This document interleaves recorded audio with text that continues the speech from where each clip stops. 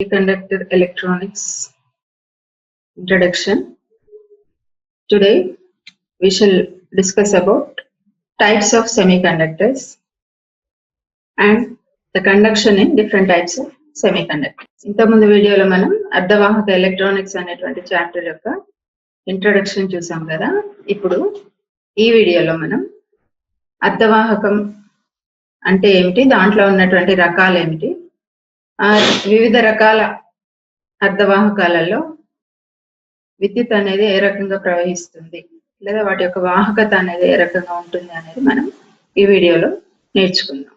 So as we already have discussed, a semiconductor is a material whose conductivity lies in between that of a conductor and an insulator. What is a conductor? Conductor is a material which easily allows the flow of current, whereas an insulator, it does not allow the flow of current, right? A semiconductor is one which allows current conditionally. Okay, so in semiconductors అంటే అర్ధవాహకం అనేది ఏంటి, వాహకాల వాహకతకు బంధకాల వాహకతకు మధ్యస్థంగా వాహకతను కలిగి ఉండేటువంటి పదార్థాన్ని మనం అర్ధవాహకం అని చెప్తాం.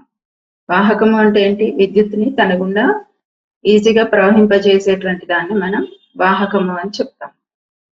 బంధకము అంటే ఏంటి, విద్యుత్తుని తన గుండా ప్రవహింప చేయనటువంటి పదార్థాన్ని మనం బంధకము అని అంటాం. అయితే ఈ అర్ధవాహకాలు అనేవి ఏంటి, కండిషనల్ గా అంటే కొన్ని కండిషన్స్ లో అవి వాహకాల్లాగా, మరికొన్ని కండిషన్స్ లో అవి బంధకాల్లాగా పనిచేస్తాయి. ఓకే, అయితే ఈ అర్ధవాహకం అంటే ఏంటో మనం లాస్ట్ వీడియోలోనే చూసాము. అయితే ఈ అర్ధవాహకాలలో ఉన్నటువంటి రకాలు ఏంటో మనం ఇప్పుడు చూద్దాం. Semiconductor is basically divided into two types. The first one is intrinsic semiconductor and the second one is extrinsic semiconductor. A semiconductor in its pure form is called as intrinsic semiconductor. Intrinsic semiconductor is a pure semiconductor. So generally the semiconductor materials that we take are silicon and germanium. These are the most frequently used semiconductors. Right? In their pure form, if we use, we call them as intrinsic semiconductor. And the semiconductors that we are using here, they have a valency of 4. That means we have 4 valence electrons in their outermost orbits. Right? So, అర్ధవాహకాలలో ముఖ్యంగా రెండు రకాలు ఉన్నాయి. మొదటిది స్వభావజ అర్ధవాహకము, రెండవది అస్వభావజ అర్ధవాహకము. స్వభావజ అర్ధవాహకం అంటే ఏమిటంటే, ఒక అర్ధవాహకము స్వచ్ఛమైన స్థితిలో గనక మనం తీసుకున్నట్లయితే దాన్ని స్వభావజ అర్ధవాహకము అని చెప్తాం. అయితే మామూలుగా అర్ధవాహకాలకు ఉదాహరణలుగా మనము సిలికాన్, జెర్మేనియం, గాలియం ఆర్సెనైడ్ అలా రకరకాల పదార్థాలను మనం చెప్పుకున్నాం. వాటిల్లో మనం ఎక్కువగా ఏంటంటే మనం చదువుకునేటువంటి పరికరాలలో ఎక్కువగా ఉపయోగించేది సిలికాన్ మరియు జెర్మేనియం. అయితే ఈ స్వభావజ అర్ధవాహకాలు లేదా అర్ధవాహకం అనేది ఏంటంటే దాని యొక్క వ్యాలెన్సీ 4గా ఉంటుంది. వ్యాలెన్సీ 4 అంటే ఏంటి అంటే, బాహ్య కక్షలో దానికి 4 స్వేచ్ఛ ఎలక్ట్రాన్లు ఉంటాయి అని అర్థం. ఓకేనా, అంటే ఇంకా 4 స్వేచ్ఛ ఎలక్ట్రాన్లను అది తీసుకోగలదు, అలాంటి సామర్థ్యాన్ని కలిగి ఉంటుంది అని అర్థం. సో ఒక అర్ధవాహకము స్వచ్ఛమైన స్థితిలో ఉన్నట్లయితే దాన్ని మనం స్వభావజ అర్ధవాహకము అని చెప్తాము. Now, the second type of semiconductor is extrinsic semiconductor. It means an intrinsic semiconductor, if it is used as it is, then its application is very much limited. Why? Because its conductivity is limited. So for any electronic device to extensively use, we need to have more amount of conductivity. So for that, what we do is we add some sort of impurities to intrinsic semiconductor to make it as an extrinsic semiconductor. Okay. So that the process of adding impurity is called as doping. The process of adding impurity to a pure semiconductor is called as doping. A doped semiconductor is nothing but an extrinsic semiconductor. అస్వభావజ అర్ధవాహకం అంటే ఏమిటి అంటే స్వభావజ అర్ధవాహకానికి కొంత మాలిన్యాన్ని కలిపినట్లయితే ఏర్పడేటువంటిదే అస్వభావజ అర్ధవాహకము. ఇప్పుడు ఒక స్వభావజ అర్ధవాహకాన్ని కనుక మనం తీసుకున్నట్లయితే దాని యొక్క వాహకత అనేది చాలా తక్కువగా ఉంటుంది. కాబట్టి దాన్ని మనము వివిధ రకాల ఎలక్ట్రానిక్ వలయాలలో ఎక్కువగా ఉపయోగించడానికి వీలవ్వదు. దాన్ని ఎక్కువగా ఉపయోగించడానికి గాను మనం ఏం చేయాలంటే దాని యొక్క వాహకతను పెంచాలి. వాహకతను పెంచడం కోసం ఏం చేస్తామంటే దానికి కొంత మాలిన్యాన్ని కలుపుతాం. మాలిన్యం అంటే ఏదో ఒక రకమైన సంయోజక పదార్థాన్ని దానికి మనం కలిపినప్పుడు మనకు అది అస్వభావజ అర్ధవాహకంగా మారిపోతుంది. అంటే స్వభావజ అర్ధవాహకం, అస్వభావజ అర్ధవాహకం రెండింటి మధ్య తేడా ఏమిటి అంటే స్వభావజ అర్ధవాహకం యొక్క వాహకత తక్కువగా ఉంటుంది, అస్వభావజ అర్ధవాహకం యొక్క వాహకత అనేది ఎక్కువగా ఉంటుంది. Okay, so in extrinsic semiconductors, again depending upon the impurity added, we can divide the extrinsic semiconductors as two types. The first one is n-type semiconductor and the second one is p-type semiconductor. So ఈ అస్వభావజ అర్ధవాహకాలు అనేవి దాంట్లో మనం కలిపినటువంటి మాలిన్యం ని బట్టి రెండు రకాలుగా విభజించవచ్చు. ఒకటి n రకం అర్ధవాహకం, రెండవది p రకం అర్ధవాహకం. అంటే ఇప్పుడు ఒక స్వభావజ అర్ధవాహకానికి మాలిన్యం కలిపే ప్రక్రియను మాదీకరణం అంటారు. ఒక స్వభావజ అర్ధవాహకానికి మాలిన్యాన్ని కలిపే ప్రక్రియను మాదీకరణం అంటారు. ఈ మాదీకరణం చెందించబడిన అర్ధవాహకాన్ని అస్వభావజ అర్ధవాహకం అంటారు. అస్వభావజ అర్ధవాహకాలు రెండు రకాలు, n రకం అర్ధవాహకం, p రకం అర్ధవాహకం. So to a pure tetravalent intrinsic semiconductor, if we add a pentavalent impurity, then it will become an n-type semiconductor. And if we add a trivalent impurity to a pure semiconductor, then it will become a p-type semiconductor. ఇప్పుడు స్వభావజ అర్ధవాహకానికి మనం పంచ సంయోజక పదార్థాన్ని కనుక మాలిన్యంగా కలిపినట్లయితే మనకు n రకం అర్ధవాహకం ఏర్పడుతుంది. అలాగే త్రిసంయోజక మాలిన్యాన్ని కనుక కలిపినట్లయితే అది p రకం అర్ధవాహకంగా ఏర్పడుతుంది. అయితే ఈ p రకం అర్ధవాహకాన్ని ఏర్పరచడానికి మనం ఉపయోగించేది ఏంటి? త్రిసంయోజక మాలిన్యం. త్రిసంయోజక మాలిన్యం అంటే ఏమిటి అంటే దాంట్లో వ్యాలెన్సీ 3 ఉండాలి. మనం తీసుకునేటువంటి మూలకాలలో వ్యాలెన్సీ 3గా ఉండాలి.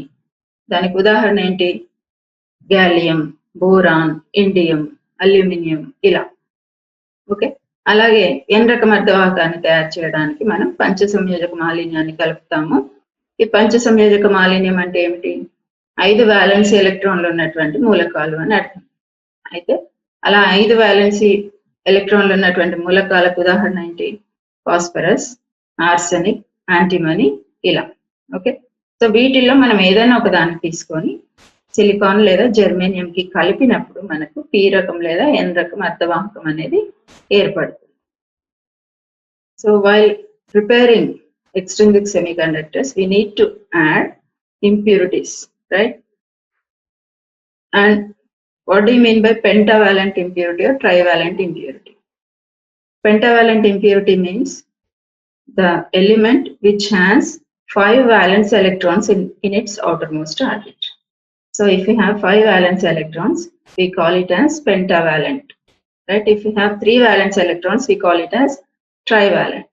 So the examples of pentavalent impurity are phosphorus, arsenic, antimony, etc. Right? And for preparing p-type, we add trivalent impurity, and the examples of trivalent impurity are gallium, boron, indium, aluminum, etc. And why do we call any semiconductor as n-type and p-type? That we shall see later. Now, let us try to understand the intrinsic semiconductor and its conduction. Right? ఒక స్వభావజ అర్ధవాహకం అనేది ఎలా ఉంటుంది, internal గా ఎలా ఉంటుంది, దాంట్లో విద్యుత్ ప్రవాహం అనేది ఎలా వస్తుంది అనేది మనం ఇప్పుడు ఈ పటం నుండి చూడడానికి ట్రై చేద్దాం. ఓకే, మామూలుగా మనము ఒక అర్ధవాహకం అనగానే మనకున్న ఉదాహరణలుగా మనం సిలికాన్ లేదా జెర్మేనియం ని తీసుకుంటాం. ఓకే, జెర్మేనియం మూలకం యొక్క పరమాణు సంఖ్య 32. అంటే దీని యొక్క ఎలక్ట్రాన్ విన్యాసం కనుక మనం రాసినట్లయితే నాలుగో కక్షలో మనకు 4 వాలెన్స్ ఎలక్ట్రాన్లు అనేవి ఉంటాయి. కాబట్టి ఒక అర్ధవాహకం లేదా స్వభావజ అర్ధవాహకం యొక్క వ్యాలెన్సీ 4 అని మనం చెప్తాం. అయితే ఒక జర్మేనియం ఆటమ్ ని కనుక మనం తీసుకున్నట్లయితే దాంట్లో 4 వాలెన్స్ ఎలక్ట్రాన్లు ఉంటాయి. అయితే ఇలాంటి కొన్ని జర్మేనియం ఆటమ్స్ కలిసి ఒక స్ఫటికం లాగా ఏర్పడినప్పుడు అని మనం ఇక్కడ తీసుకుంటాం. స్ఫటికం అని ఎందుకు తీసుకుంటామంటే దీంట్లో జర్మేనియం అణువులు అనేవి ఒక క్రమ పద్ధతిలో పేర్చబడి ఉంటాయి. ఓకేనా? అయితే ఇక్కడ ఈ పటంలో కనుక మీరు చూసినట్లయితే ప్రతి జర్మేనియం అణువు కూడా ఏంటంటే 4 వాలెన్స్ ఎలక్ట్రాన్లు కలిగి ఉంది.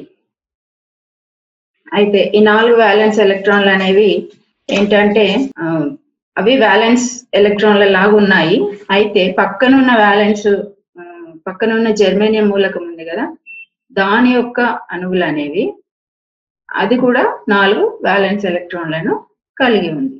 ఓకే, అయితే ఇప్పుడు చూడండి, ఇక్కడ ఈ జర్మేనియం ఉందనుకోండి, ఈ పర్టికులర్ జర్మేనియం అణువు కనుక మనం తీసుకున్నట్లయితే ఇక్కడ ఒక స్వేచ్ఛ ఎలక్ట్రాన్, ఇక్కడ ఒక స్వేచ్ఛ ఎలక్ట్రాన్, ఇక్కడ ఒక స్వేచ్ఛ ఎలక్ట్రాన్, ఇక్కడ ఒక స్వేచ్ఛ ఎలక్ట్రాన్ ఉన్నాయి. ఓకే, ఒక్క ఇండివిజువల్ గా జర్మేనియం అణువును కనుక మనం తీసుకున్నట్లయితే ఇలా ఉంటుంది. అయితే ఇది ఒక స్ఫటికంలో ఉన్నప్పుడు ఏమైతుందంటే ఈ పక్కనున్న వాటితో ఇలా బంధాలు ఏర్పరచుకొని ఉంటాయి. ఓకే, పక్కనున్న జర్మేనియం అణువులతో అన్నిటితో బంధాలు ఏర్పరచుకొని ఉంటుంది. అంటే ప్రతి జర్మేనియంలో కూడా మనకు 4 వాలెన్స్ ఎలక్ట్రాన్లు ఉంటాయి. అంటే అది ఇంకొక 4, అంటే అది స్టేబుల్ కాన్ఫిగరేషన్ దానికి రావాలంటే ఏమవుతుంది, ఇంకొక 4 ఎలక్ట్రాన్లు దానికి కావాలి.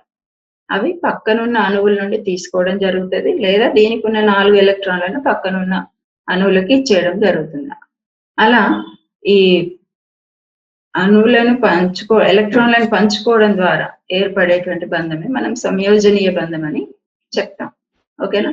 అయితే ఇక్కడ ప్రతి జర్మేనియం ఆటమ్ ని కనుక మనం చూసినట్లయితే అది పక్కనున్న దాని యొక్క వాలెన్స్ ఎలక్ట్రాన్లతో కూడా బంధాలను ఏర్పరచుకొని మనకు ఇక్కడ ఏమవుతుందంటే బంధాలను ఏర్పరచుకొని స్థిర విన్యాసాన్ని పొందుతుంది. ఇప్పుడు ఏ జర్మేనియం ని మనం చూసినా కూడా దాని అవుటర్ మోస్ట్ లో ఇక్కడ 2, ఓకే, మళ్ళీ ఇక్కడ 2, అలాగే ఇక్కడ 2, ఇక్కడ 2, టోటల్ గా మనకు 8 ఎలక్ట్రాన్స్ అనేవి ఉన్నాయి. అంటే స్థిర విన్యాసం అనేది వచ్చింది.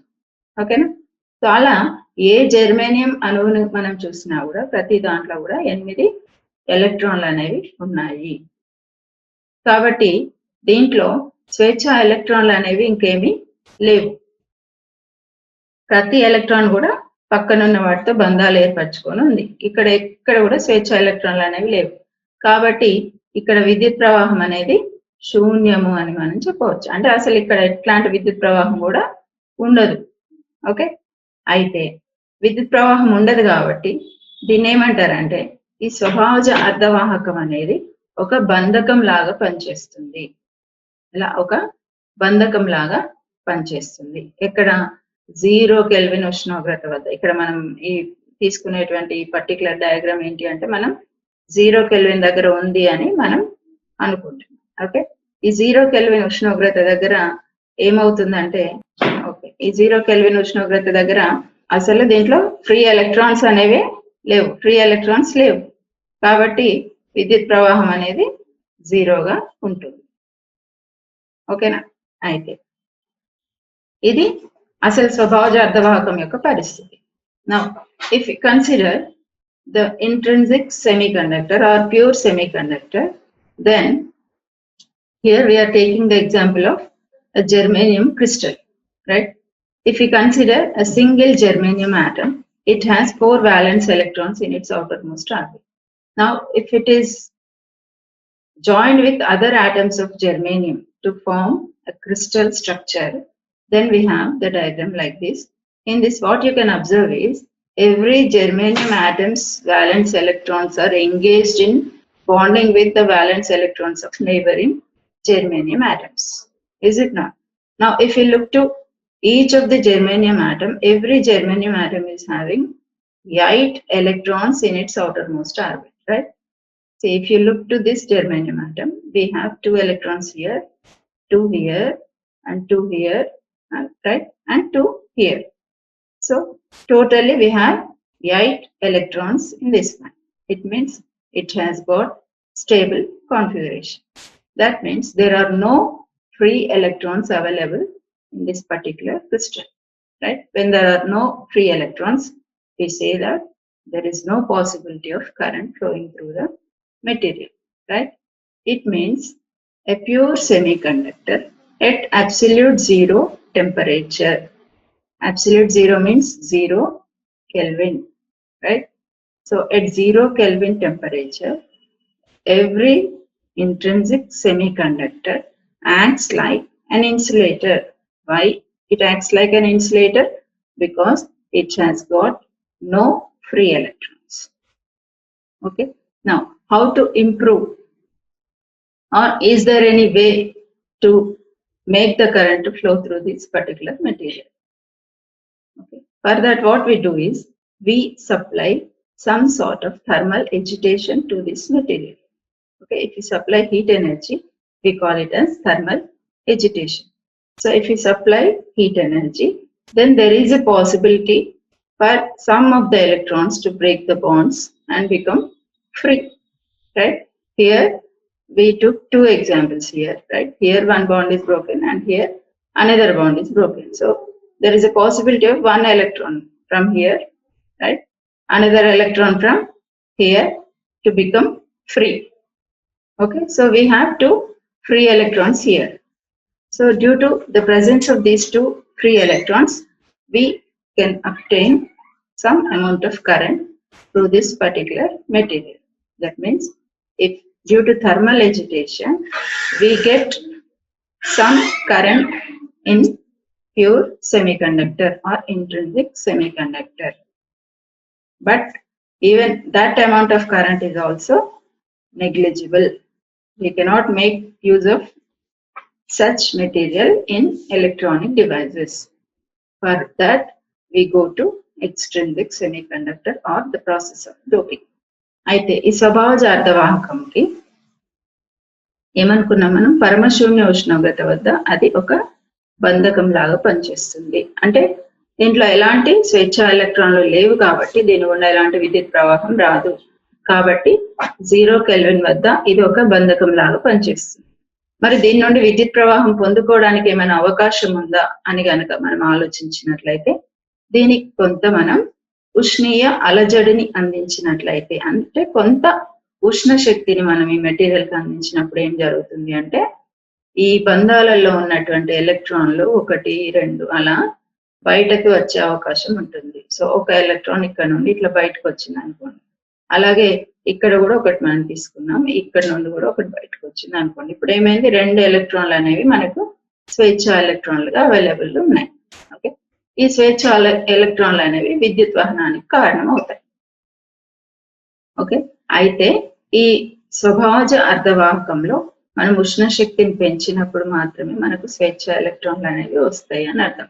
అయితే ఇక్కడ బంధం బ్రేక్ అయినప్పుడు, ఓకే, ఈ బంధం నుండి ఎలక్ట్రాన్ బయటకు వచ్చినప్పుడు ఇక్కడ ఏమవుతుందంటే ఇక్కడ ఒక ఖాళీ ప్రదేశం ఏర్పడుతుంది, రైట్? ఇక్కడ ఆల్రెడీ ఇది ఫిల్ అయ్యి ఉంది కానీ నేను చూపిస్తాను. ఇలా ఉంటుంది. ఓకే, ఇలా ఒక ఖాళీ ప్రదేశం ఏర్పడుతుంది. ఇలా ఎలక్ట్రాన్ పోయిన తర్వాత ఏర్పడేటువంటి ఈ ఖాళీ ప్రదేశాన్ని ఏమంటారంటే రంధ్రము లేదా హోల్ అని చెప్తారు. ఓకేనా, ఇది రంధ్రము లేదా హోల్. అయితే ఈ రంధ్రం అనేది ఏంటంటే ఎలక్ట్రాన్ ఆవేశానికి సమానమైన ఆవేశాన్ని కలిగి ఉన్న, సమానం మరియు వ్యతిరేకమైనటువంటి ఆవేశాన్ని కలిగి ఉన్నటువంటి ఒక ఆవేశ వాహకంగా మనం దీన్ని తీసుకుంటాం. ఎలక్ట్రాన్ కి ఆపోజిట్ అన్నమాట ఇది. హోల్ అనేది ఎలక్ట్రాన్ కి ఆపోజిట్ చార్జ్ క్యారియర్. ఓకేనా, అంటే ఈ ఉష్ణ శక్తిని మనం అందించినప్పుడు ఇప్పుడు మనకి ఏమైంది, 2 ఎలక్ట్రాన్లు వచ్చాయి కదా, 2 స్వేచ్ఛ ఎలక్ట్రాన్లు వచ్చినాయి. 2 స్వేచ్ఛ ఎలక్ట్రాన్లు వచ్చినప్పుడు ఇక్కడ ఏం జరుగుతుందంటే 2 రంధ్రాలు కూడా వస్తుంది. ఓకేనా, అయితే ఈ 2 రంధ్రాలు వచ్చిన తర్వాత ఏం జరుగుతుంది అంటే, ఈ రంధ్రం ఏం చేస్తుంది అంటే ఇక్కడ ఉన్నది ఉండకుండా ఇదేం చేస్తుంది, పక్కన ఉన్న బంధాలలో ఉండి ఒక ఎలక్ట్రాన్ ఆకర్షించుకుంటుంది. ఓకే, ఇప్పుడు అనుకోండి ఇక్కడ నుండి ఒక ఎలక్ట్రాన్ ఇటు వచ్చింది. ఓకే, వచ్చినప్పుడు ఈ ఎలక్ట్రాన్ వచ్చి ఈ రంధ్రం ఉన్న ప్లేస్ లో కూర్చుంటుంది. రైట్, కూర్చున్నాక అప్పుడు ఇక్కడ ఏమవుతుంది, ఇక్కడ రంధ్రం ఏర్పడుతుంది. మనకు చూడడానికి ఏమో ఎలక్ట్రాన్ ఇటు వచ్చినట్టు కనబడుతుంది, కానీ ఏమవుతుంది, రంధ్రం అనేది ఇక్కడ నుండి ఇక్కడికి పోయినట్టు కూడా మనం గమనించవచ్చు. అంటే ఎలక్ట్రాన్ల ప్రవాహ దిశకు ఈ రంధ్రాల ప్రవాహ దిశ అనేది వ్యతిరేకంగా ఉంటుంది. అంటే ఉష్ణీయ అలజడితో ఏర్పడినటువంటి ఎలక్ట్రాన్ల సంఖ్య, నెంబర్ ఆఫ్ ఎలక్ట్రాన్స్ అనేది నెంబర్ ఆఫ్ హోల్స్ కి సమానం అవుతుంది. రంధ్రం అంటే ఏంటి, ఎలక్ట్రాన్ లేనటువంటి ప్రదేశాన్ని మనం రంధ్రము అని చెప్తాం. ఓకే, ఈ ఉష్ణీయ అలజడితో ఏర్పడినటువంటి ఎలక్ట్రాన్ల సంఖ్య రంధ్రాల సంఖ్యకి సమానంగా ఉంటుంది. ఓకే, అంటే ఈ ఎలక్ట్రాన్ల గాఢత అనేది రంధ్రాల గాఢతకి సమానంగా ఉంటుంది. ఎలక్ట్రాన్ల సంఖ్యను ఈ స్వభావజార్థవాహకంలో Ni అనుకున్నాం అనుకోండి, రంధ్రాల సంఖ్యను Pi అనుకుంటే ఈ రెండు కూడా సమానంగా ఉంటాయి అని అర్థం. ఓకేనా? అయితే ఇక్కడ now if you look into the intrinsic semiconductor, as we have already seen that there are two free electrons generated due to the thermal agitation, right? So these two electrons, what they do is, as they come out of the bonds, we see that a hole is created at the position of electron within the bond. So that vacancy which is created is called as a hole. Okay, the vacancy which is created by the electron within the bond is called as a hole. So this hole, it has positive charge, right? And absence of electron.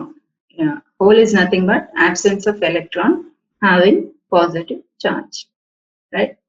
Now, if any free electron is relieved from the bond, if any electron is relieved from the bond, what exactly happens is the hole which is present here, it will attract an electron from neighboring bond. Okay, so let us assume that an electron from here is attracted towards this hole and it occupies this space. Okay, now as this electron moved from here to here, this hole is filled with electron, whereas a hole is created in this position, right? It means what we can observe is electron is moving from this position to this position and hole is moving from here to here. That is, the direction of electron movement is opposite to the direction of hole movement. Okay, so, and one more thing what we can observe is the number of electrons generated here, the number of free electrons generated due to thermal agitation is 2 in the example that we have 2. Okay, in similar way we also have got 2 holes. That means the number of electrons in a pure semiconductor, the number of thermally generated free electrons in a pure semiconductor is equal to the number of holes. That means the intrinsic carrier concentration of electrons is equal to the carrier concentration of holes in intrinsic semiconductor, right? So Ni is the number of electrons in intrinsic semiconductor. Pi is the number of holes in intrinsic semiconductor. Okay, so this is about the working of a pure semiconductor. And one more thing what we can observe or what we can say is, in an intrinsic semiconductor, the Fermi level lies exactly at the center of the energy gap. Okay, so because this is the energy band diagram and this is the energy gap, exactly at the center we can have Fermi energy level. What is Fermi energy level? It is the place where the probability of occupation of an electron at 0 Kelvin is max.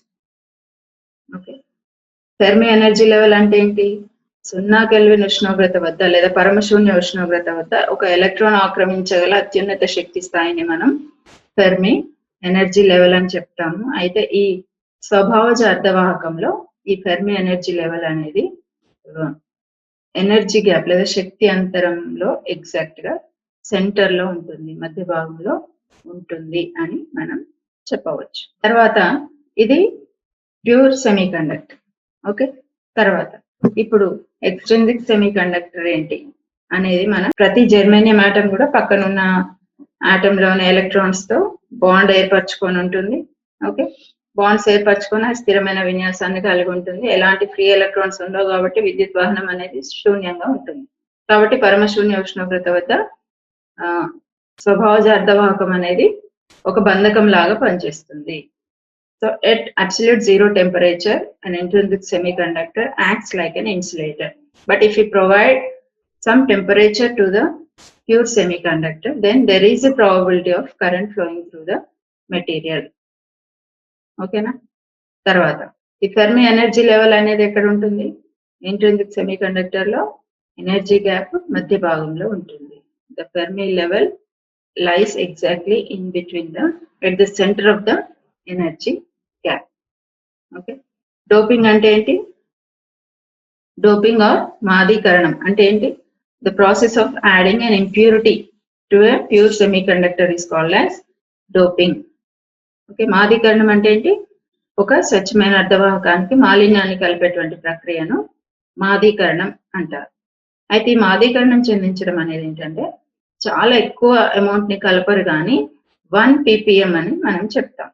Okay, 1 ppm అంటే 1 part per million. అంటే ఏంటంటే 1 million atoms లో 1 ppm అంటే 1 million silicon లేదా germanium atoms లో ఒక part ని కలుపుతారన్నమాట. అంటే ఇప్పుడు ఒక లీటర్ అనుకోండి, ఎగ్జాంపుల్ చెప్తాను. 1 లీటర్ పదార్థం ఉందనుకోండి, దాంట్లో 1 మిల్లీ లీటర్ అంతా కలుపుతారనమాట. అంటే 1 ppm. సో ఇంత తక్కువ అమౌంట్ ని మనం డోపింగ్ గా ఉపయోగిస్తాం, మాదీకరణం చెందించడానికి ఉపయోగిస్తాం. అంత తక్కువ చేస్తేనే మనకి వాహకత అనేది చాలా ఎక్కువగా పెరుగుతుంది అనేది మనం ఇప్పుడు నెక్స్ట్ వాటిలో చూస్తాం. అయితే ఇక్కడ ఈ డోపింగ్ చేయడానికి అంటే మాదీకరణం చెందించడానికి కూడా మనకు రకరకాల పద్ధతులు ఉన్నాయి. ఓకే, దాంట్లో మొదటి పద్ధతి ఏంటంటే ఈ మాదీకరణం అంటే మాలిన్య అణువుల మధ్యలో ఈ స్ఫటికాన్ని మనం వేడి చేయడం.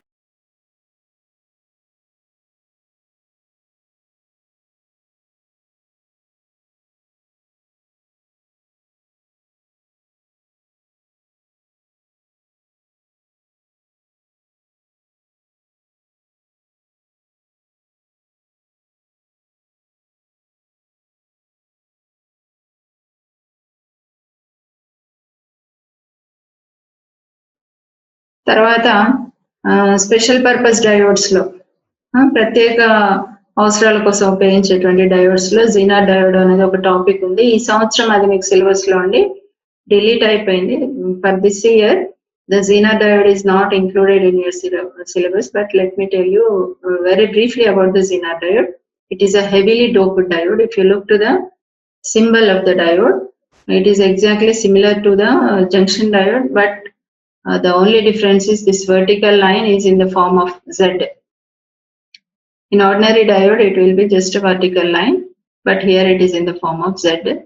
And the major difference between ordinary diode and Zener diode is heavily doped. అధికంగా మాదీకరణం చెందించబడిన డయోడ్ ని జీనర్ డయోడ్ అంటారు. సింబల్ కనుక మనం చూసినట్లయితే ఇక్కడ Z రూపంలో ఉంటుంది. అయితే జీనర్ డయోడ్ ఏంటంటే కంపల్సరీగా రివర్స్ బయాస్ లోనే ఎక్కువగా ఉపయోగిస్తారు. మరి పూర్వ బయాస్ లో ఎలా పనిచేస్తుంది అంటే మామూలు డయోడ్ లాగా పనిచేస్తుంది. మామూలు డయోడ్ లాగా పనిచేయడానికి మామూలు డయోడ్ ఉంది కదా, దాని ప్రత్యేకంగా ఎందుకు వాడతారు అంటే ఇది వోల్టేజ్ రెగ్యులేషన్ కోసం ఉపయోగిస్తారు అనమాట. వోల్టేజ్ ని నియంత్రించడం కోసం జీనర్ డయోడ్ ని ఉపయోగిస్తారు. వోల్టేజ్ రెగ్యులేటర్స్ లో దీని యొక్క మెయిన్ అప్లికేషన్ అనేది ఉంటుంది. అయితే ఈ జీనర్ డయోడ్ అనేది ఏంటంటే మనం మామూలు డయోడ్ గురించి చెప్పుకున్నప్పుడు ఏం చెప్పుకున్నాం, రివర్స్ వోల్టేజ్ ని ఎక్కువగా పెంచినప్పుడు ఒక పర్టికులర్ పాయింట్ ఆఫ్ వోల్టేజ్ తర్వాత సంధి అనేది బ్రేక్ అయిపోయి మనకు అత్యధిక విద్యుత్ ప్రవాహం వస్తుంది అని చెప్పుకున్నాం కదా. కానీ మామూలు డయోడ్ లో అది కనబడదు, ఎందుకంటే డయోడ్ అప్పటికే కాలిపోయి ఉంటుంది అని మనం చెప్పుకున్నాం. అయితే జీనర్ డయోడ్ లో ఏమవుతుందంటే ఈ వోల్టేజ్ దగ్గర కూడా మనం ఈ హెవీ కరెంట్ ని చూడడానికి వీలవుతుంది. ఓకే, కాబట్టి ఈ పర్టికులర్ రీజియన్ లో పనిచేయడానికి జీనర్ డయోడ్ ని తయారు చేస్తారనమాట ప్రత్యేకంగా. So Zener voltage is the voltage at which the current abruptly rises, but the junction is not broken. So it is a specially designed diode to be operated in negative reverse bias region. Okay, దీంట్లో ఏంటంటే రెండు రకాల effects ద్వారా we have two effects due to which we get high amounts of current in reverse bias, that is avalanche breakdown and Zener breakdown. Zener breakdown అనేది ఏంటంటే it is a field effect. క్షేత్రం యొక్క ఫలితం అది. క్షేత్రం అత్యధికంగా అవ్వడం మూలంగా సంయోజనీయ బంధాలు బ్రేక్ అయిపోయి మనకు అత్యధిక విద్యుత్ ప్రవాహం వస్తుంది. అదే అవలంచ్ ఎఫెక్ట్ ఏంటి అంటే అది అల్పసంఖ్యాక ఆవేశ వాహకాలు అనేవి అధిక గతి శక్తిని పొందుకొని బంధాలలో బ్రేక్ అయ్యి మనకు అవి ఢీకొట్టడం ద్వారా మనకు అత్యధిక ఆవేశ వాహకాలు అనేవి విద్యుత్ ప్రవాహానికి అవైలబుల్ గా ఉండి మనకు ఎక్కువ కరెంట్ వస్తుంది. So Zener breakdown is due to two main reasons. One is avalanche breakdown, other one is Zener breakdown. The breakdown is due to two reasons. Zener breakdown is a field effect. As we increase the reverse voltage, the electric field becomes intense and we get large electrons to come out of the bonds and we get heavy current in reverse bias condition. The other one is avalanche effect, which is mainly due to the minority charge carriers. They get more and more kinetic energy, so they are broken from the bonds and we get high amounts of current in reverse bias condition. The main application of Zener diode is we use it in reverse bias condition as voltage regulator. Then coming to transistor structure. See, as we have already said, we have three segments of semiconductor material, right? In which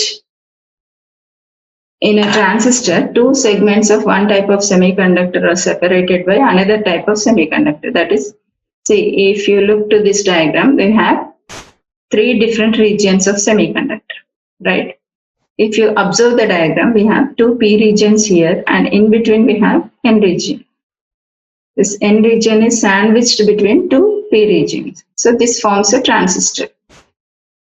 Okay, and here we have two N regions. In between two N regions, we have sandwich of P.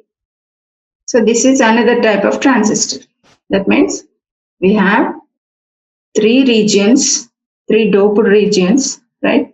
And out of these three, two regions are of same type, and in between that we have the other type of semiconductor material.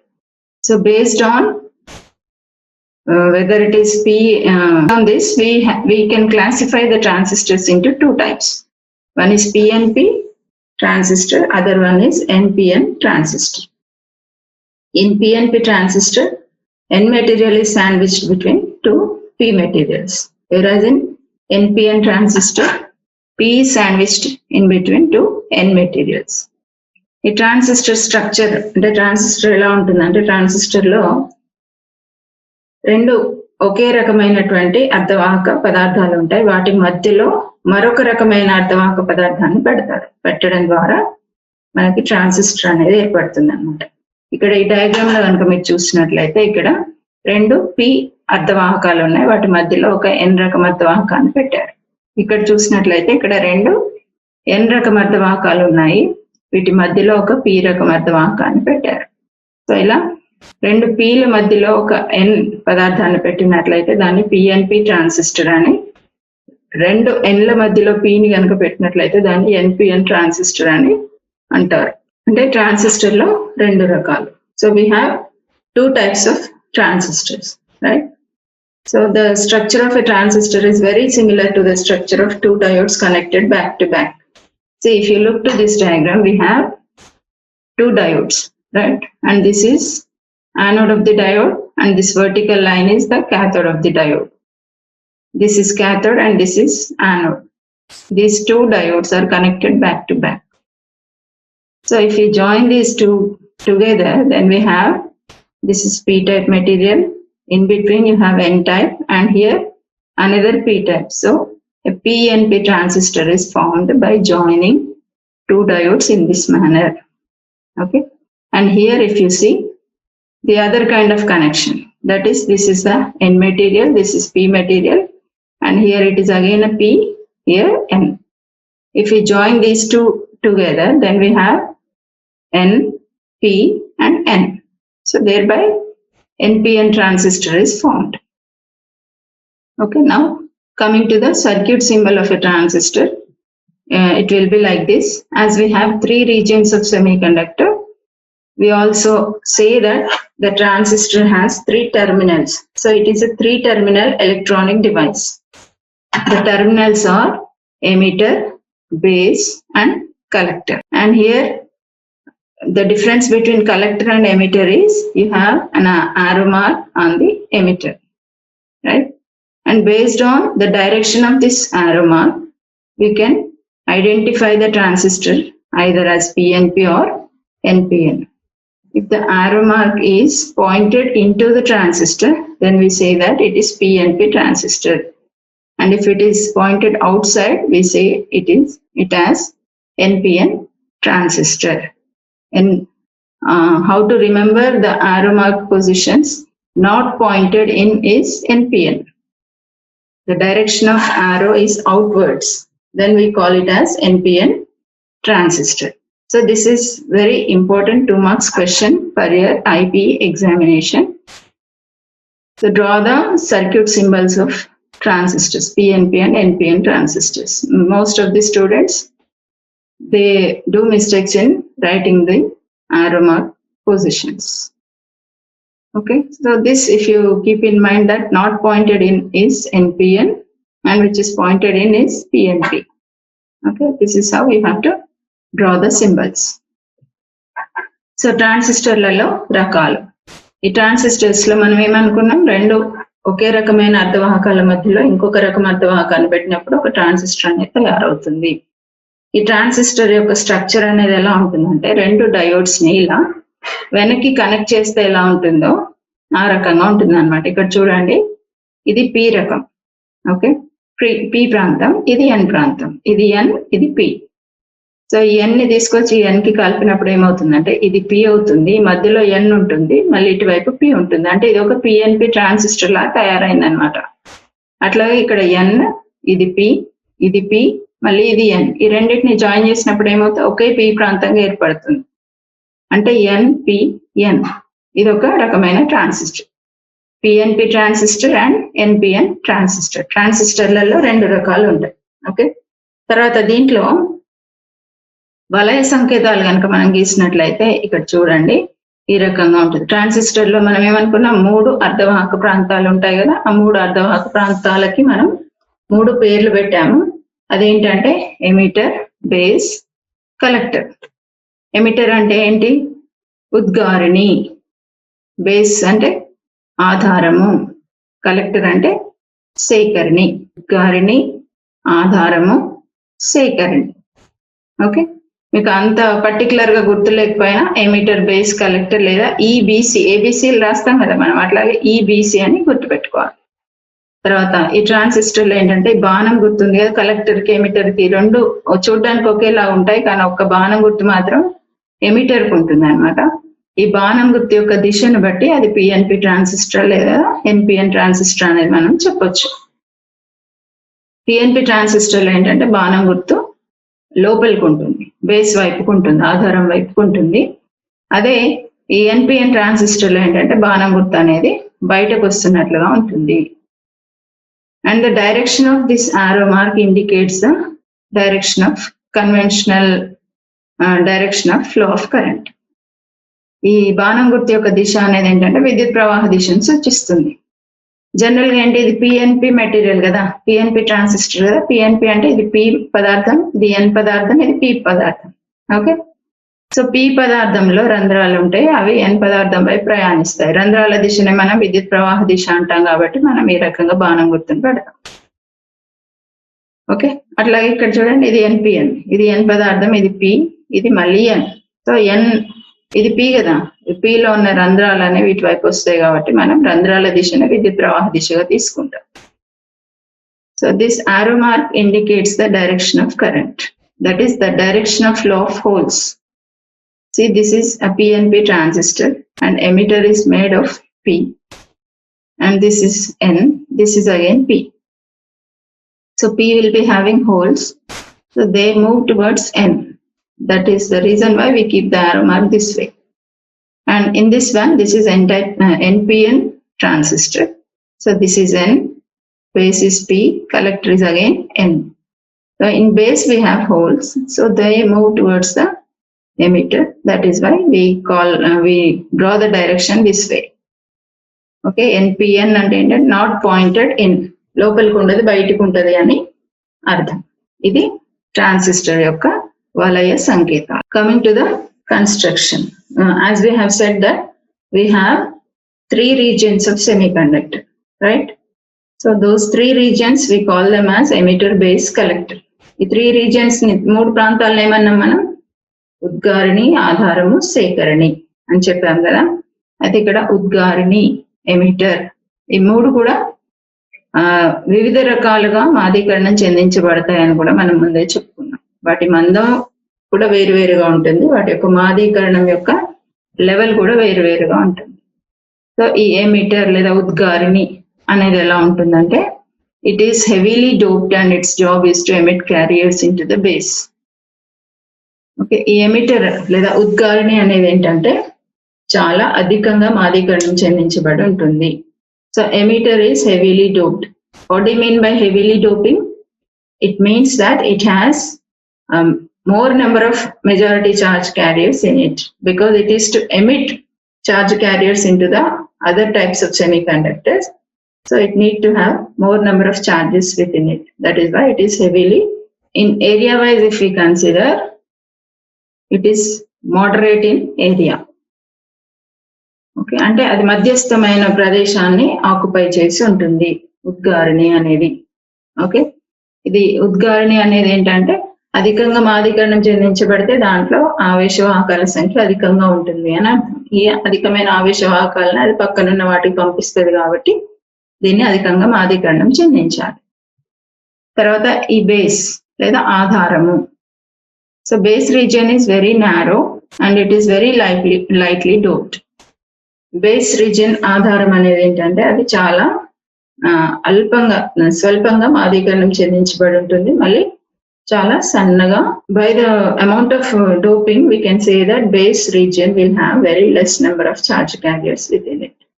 Base లో ఏంటి తక్కువ మాదీకరణం చెందించబడింది కాబట్టి దాంట్లో ఉండేటువంటి ఆవేశవాహకాల సంఖ్య చాలా తక్కువగా ఉంటుందని మనం చెప్పవచ్చు. Coming to collector.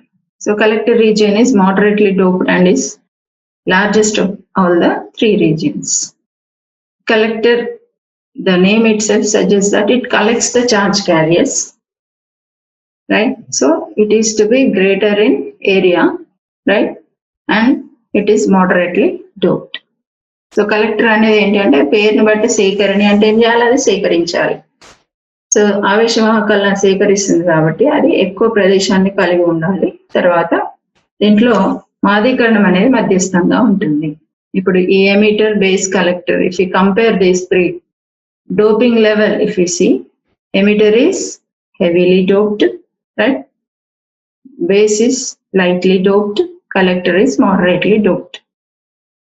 Is it not? And coming to area, collector occupies first position in area, and then emitter, and then we have base. Okay, అయితే ఈ వీటిని కనుక మనం కంపేర్ చేసి చూసినట్లయితే ఎమిటర్ అనేది ఏంటి అత్యధికంగా మాదీకరణం చెందించబడి ఉంటుంది, కలెక్టర్ మధ్యస్థంగా, బేస్ అనేది స్వల్పంగా మాదీకరణం చెందించబడి ఉంటుంది. అవి ఎంత ప్రదేశాన్ని ఆక్యుపై చేస్తాయి అని కనుక మనం గమనించినట్లయితే కలెక్టర్ ఎక్కువ ప్రదేశాన్ని ఆక్యుపై చేస్తుంది. డయాగ్రామ్ లో మీరు చాలా క్లియర్ గా చూడొచ్చు. ఎమిటర్ అనేది కొంచెం తక్కువ మధ్యస్థంగా, బేస్ అనేది ఇంకా చాలా సన్నగా ఉంటుంది. In transistor, in the very first sentence we have said that it has 3 regions, 3 doped semiconductor regions, and it has 2 PN junctions, right? So here you see, here we have a junction here, right? PN junction is there. Here we have another junction. So we have 2 junctions in a transistor. This junction is called as emitter base junction because this junction is lying in between emitter and base terminals. We call it as emitter base junction. And this junction is called as collector base junction because it is lying in between collector and base. Okay, as we have 2 junctions, we can apply different types of bias to these junctions. In different combinations. That is, as we have two junctions, both of them can be forward biased, both can be reverse biased, or else one of them can be forward, the other one is reverse biased. So depending upon the biasing, we say that transistor is being operated in different regions. ఈ transistor లో కనుక మనం చూసినట్లయితే మనం ముందే చెప్పుకున్నాం, దాంట్లో 3 ప్రాంతాలు ఉంటాయి, అర్ధవాహక ప్రాంతాలు. దాంట్లో మళ్ళీ 2 పిఎన్ జంక్షన్స్ ఉంటాయి, సందులు ఉంటాయని చెప్పుకున్నాం. ఇక్కడ చూడండి, ఎమిటర్ కి బేస్ కి మధ్యలో ఒక సంధి ఉంది, దీన్ని ఎమిటర్ బేస్ సంధి అంటారు. ఇక్కడ కలెక్టర్ కి బేస్ కి మధ్యలో ఇంకొక సంధి ఉంది, దాన్ని కలెక్టర్ బేస్ సంధి అంటారు. 2 సందులు ఉన్నాయి కాబట్టి ఈ 2 సంధులకు కూడా మనం బయాస్ ని అప్లై చేసినప్పుడు, ఓకే, ఆ బయాస్ ని మనం 4 రకాలుగా అప్లై చేయొచ్చు. ఎలా అంటే రెండింటిని ఫార్వర్డ్ బయాస్ చేయొచ్చు, రెండింటిని రివర్స్ బయాస్ చేయొచ్చు, లేదా రెండిట్లో ఒక్కదాన్ని ఫార్వర్డ్ ఇంకోదాన్ని రివర్స్ చేయడం ద్వారా మనం 4 రకాలుగా ఈ ట్రాన్సిస్టర్ ని బయాస్ చేయొచ్చు అన్నట్టు. ఓకే, అవి ఎలా బయాస్ చేయబడినాయి అనే దాన్ని బట్టి ట్రాన్సిస్టర్ ఏ ప్రాంతంలో పనిచేస్తుంది అనేది మనం చెప్పొచ్చు. So look at this table. In this we have, this is emitter base junction, this is collector base junction, and this is the region of operation, and this is the application. See, when both the junctions are forward biased, emitter base junction and collector base junction, when both are forward biased, we say that transistor is being operated in saturation region. ఈ emitter base junction ని అలాగే collector base junction ని రెండింటిని పూర్వ bias కనుక మనం అనువర్తించినట్లయితే అదేంటంటే సంతృప్త స్థితిలో పనిచేస్తుంది అని మనం, సంతృప్త ప్రాంతంలో పనిచేస్తుంది అని మనం చెప్తాం. సో ఇలాంటి బయాసింగ్ ఏంటంటే ట్రాన్సిస్టర్ ని మనం స్విచ్చింగ్ డివైస్ గా యూజ్ చేసినప్పుడు దీన్ని మనం ఉపయోగిస్తాం. When transistor is used as a switch, we make use of this particular biasing. Then we have emitter base junction forward biased, collector base junction reverse biased. చూడండి, ఇక్కడ emitter base junction forward అయింది, collector base junction reverse bias అయింది. So this is the very frequently used type of biasing, and in this we say that transistor is being operated in active region. ఈ క్రియాశీల ప్రాంతంలో transistor పనిచేస్తుందని మనం ఈ సందర్భంలో చెప్తాం. అంటే ఎమిటర్ బేస్ జంక్షన్ ని గనక మనం నివేశనంగా, కలెక్టర్ బేస్ జంక్షన్ ని గనక నిర్గమనంగా గనక తీసుకున్నట్లయితే, నివేశనం ఫార్వర్డ్ బయాస్ అయింది, నిర్గమనం రివర్స్ బయాస్ అయింది. అట్లాంటప్పుడు ట్రాన్సిస్టర్ అనేది క్రియాశీల ప్రాంతంలో పనిచేస్తుంది. ట్రాన్సిస్టర్ నుండి మనం ఎక్కువ యూజ్ తీసుకోవాలంటే కూడా మనం ఇదే బయాసింగ్ ఉపయోగిస్తాము. ట్రాన్సిస్టర్ ఇలా ఆపరేట్ చేసినప్పుడు దాన్ని యాంప్లిఫైయర్ గా, ఆసిలేటర్ గా మనం ఉపయోగిస్తాం అన్నమాట. So emitter base junction is treated as input junction, collector base junction is treated as output junction. So input junction is forward biased, output junction is reverse biased. Then we say that transistor is operated in active region, and we take the maximum usage of transistor when it is operated in active region. Okay, and in this particular region, if it is operated, we can use the transistor as amplifier, oscillator, and many more applications.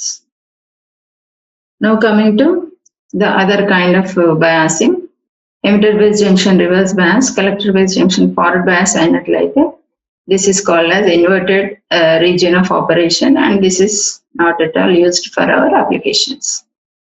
ఒకవేళ emitter base junction ని reverse bias చేసి collector base junction ని forward bias చేసినట్లయితే దీన్ని inverted అని చెప్తారు. దీన్ని మనం ఎక్కువగా ఉపయోగించం. తర్వాత 2 గనక రివర్స్ బయాస్ అయినట్లయితే, both the junctions are reverse biased, then we call it as cut off region.